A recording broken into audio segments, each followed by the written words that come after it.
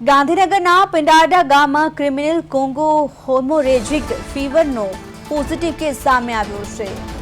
26 વર્ષીય પશુપાલક યુવક છેલ્લા કેટલાય દિવસથી લોહીની ઉલટીનો શિકાર હતો, જેના બાદ તેની તપાસ કરતા કોંગો ફીવરનો કેસ પોઝિટિવ આવ્યો છે। જિલ્લા આરોગ્ય તંત્ર ઝડપી પગલાં ભરતા ઘટના સ્થળ પર દોડી ગયું છે। શહેરમાં ટાઇફોઇડનો કહેર અને જિલ્લામાં કોંગો ફીવરનો કેસ સામે આવતા આરોગ્ય તંત્ર ચિંતામાં મુકાયું છે। ગાંધીનગરના પિંડાડામાં કોંગો ફીવરનો એક પોઝિટિવ કેસ સામે આવ્યો છે, જેમાં એક યુવકને રિપોર્ટ પોઝિટિવ આવ્યો છે। કેટલાય દિવસથી લોહીની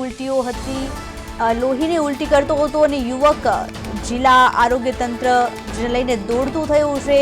કોંગો ફીવરનો કેસ સામે આવતા આરોગ્ય તંત્ર પણ ચિંતામાં મુકાયું છે।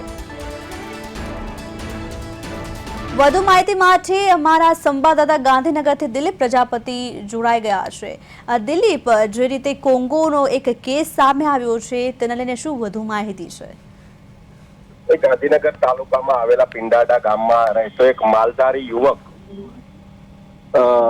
છેલ્લા એક અઠવાડિયાથી બીમાર જોવા મળતો હતો। તેને લોહીની ઉલટીઓ થઈ રહી હતી, જેને લઈને તેને સારવાર અર્થે ખસેડવામાં આવ્યો હતો। આ બાબત જિલ્લા આરોગ્ય તંત્રના ધ્યાન ઉપર આવતા તેમના દ્વારા તપાસ કરાવવામાં આવી હતી અને આરોગ્ય વિભાગની ટીમોને પણ ગામમાં મોકલવામાં આવી હતી। તેને લઈને સામે આવ્યું હતું કે આ જે યુવક છે, જે માલધારી યુવક છે, તેને કોંગો ફીવર, જે પશુઓની અંદર જે આવેલી એક જીવાત છે, ઈતરડી નામની જીવાત હોય છે, તેના કારણે આ રોગ ફેલાતો હોય છે અને તે રોગ કોંગો ફીવર આ યુવકને થયું હોવાનું સામે આવ્યું છે અને સત્તાવાર રીતે તંત્ર દ્વારા પણ આ બાબતને ધ્યાન ઉપર લેવામાં આવ્યું છે।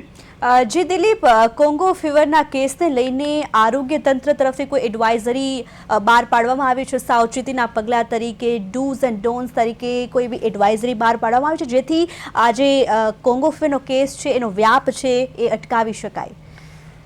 હાલની અંદર પશુપાલકોને આ બાબતે ધ્યાન દોરવામાં આવ્યું છે અને જે પશુઓ હોય છે, જેમાં એ પશુઓ ઉપર ઈતરડી નામની જે જીવાત હોય છે તેનાથી દૂર રહેવા અને તે જીવાતને કેવી રીતે નષ્ટ કરવી એના માટેની દવાઓ પણ લગાવવા બાબતે સૂચનાઓ આપવામાં આવી છે। જી દિલીપ, સમગ્ર માહિતી બદલ આપનો આભાર।